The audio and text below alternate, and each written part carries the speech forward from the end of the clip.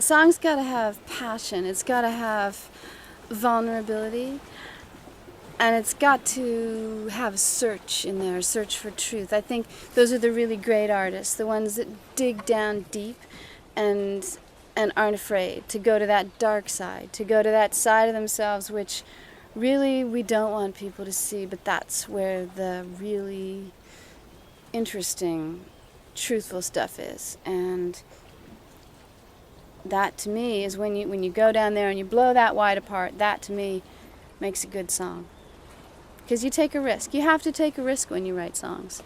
That's partly what it's all about, because you almost have a responsibility as an artist, I think, to take that risk. Redbird is really a song about the underlying current of our sexuality. It's a song that is very visually vivid. I wanted to try to get this thread of red running through the whole song so that subliminally you're kind of seeing red. Red is such a symbolically powerful color because it represents blood, it represents love, it represents anger,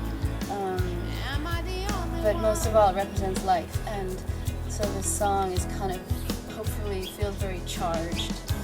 I come back here to Bermuda to write my songs, and even when I lived in London for all that time, I would always come back here because it makes me feel centered here. I feel grounded. There's some kind of primal thing. It's like returning to being a child when I come here. And that childlike wonder is great for writing songs. I like that feeling of being this tiny little island in the middle of the Atlantic Ocean, and so the water is always right there. And the water has a real pull for me. It has a real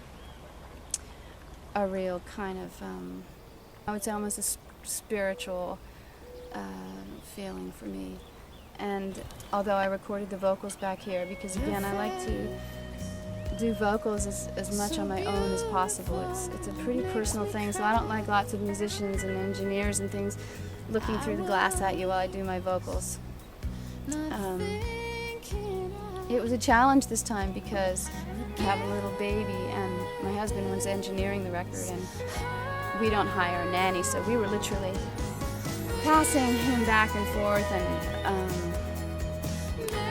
grabbing those moments when we could. So I didn't have that kind of leisure of all day, all about me anymore.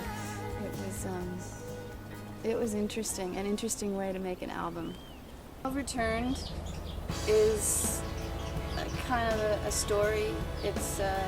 I really like to mix up that spoken word with loud guitars, and so this is one of those songs. I can actually remember I was sitting on a plane out of Berlin and on tour at some point, and the song was coming into my head. I was scribbling it down on a napkin or something. And I get a lot of my ideas for songs when I'm out walking, something about the rhythm of my feet, or when I'm traveling, something about the things going by out the window. And that's great, except that if I don't have a dictaphone or something with me, it's very hard to remember the song all the way home, especially on a long flight. So I just have to keep singing it over in my head. And people next to me think I'm probably a crazy person. Music connects people. It's such a powerful communicator. I think it's a shame how commercial music has become, because the artists making it lose that need for communication, because they're driven by the record labels who are just pumping out hits. And music has this fantastic power to bring people together. Well, Motherland is pretty obvious. It's a song about the intensity of what it is to become a mother. I found it pretty intense, still do, on a day-to-day basis. A wonderful, wonderful, powerful, terrifying thing, because suddenly your whole perspective on life switches, and it's all about somebody else suddenly, and you have this immense responsibility. And so there's all this mix of emotions, this joy and fear and just everything, really. most of all, this almost primal feeling. You know, I feel a lot like a mother lion or something. You know, like I'm protecting this little child, and I would do anything. Hello, Friday. I would do anything for him, to save him, to protect him. And so this is sort of a song trying to sum that up, Motherland. I was born and grew up by the sea, and it's always the place I return to when I want to write. Writing is a very mysterious process to me. I couldn't give you a formula. It's this combination of being very open to letting things come, but also being very, very focused. And I think the most important thing for me is just staying open and noticing. And I guess as a writer, I feel that my job is to kind of distill a moment, to capture a moment and distill it, and kind of draw the beauty out of an everyday thing. And whether it's an event or a feeling or a story, whatever it is, to try to draw the magic and the beauty out of it, and the emotion, I guess. That's really the biggest thing in my writing. I Miss My Sky is a song that I wrote inspired by the theory that Amelia Earhart perhaps didn't crash land into the ocean, but instead crash landed onto a tiny atoll. This is what some people believe. And so that she lived out the rest of her days on this tiny deserted island, just she and her navigator.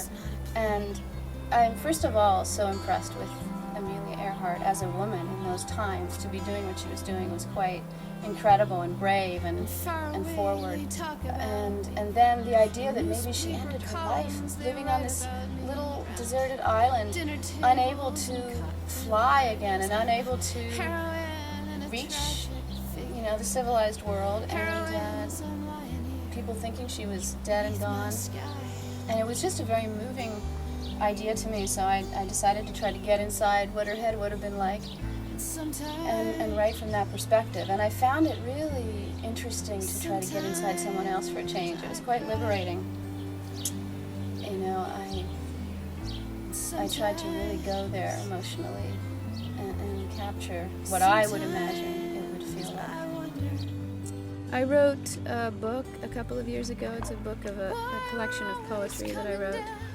And for me, that's a nice sideline of what I do, because I write poetry in a kind of a completely different state of mind from writing songs. There's something, I think, even more intimate about writing poetry. And one of the things I'd like to do in the future is put some of my poetry to music. I've always loved mixing spoken word up with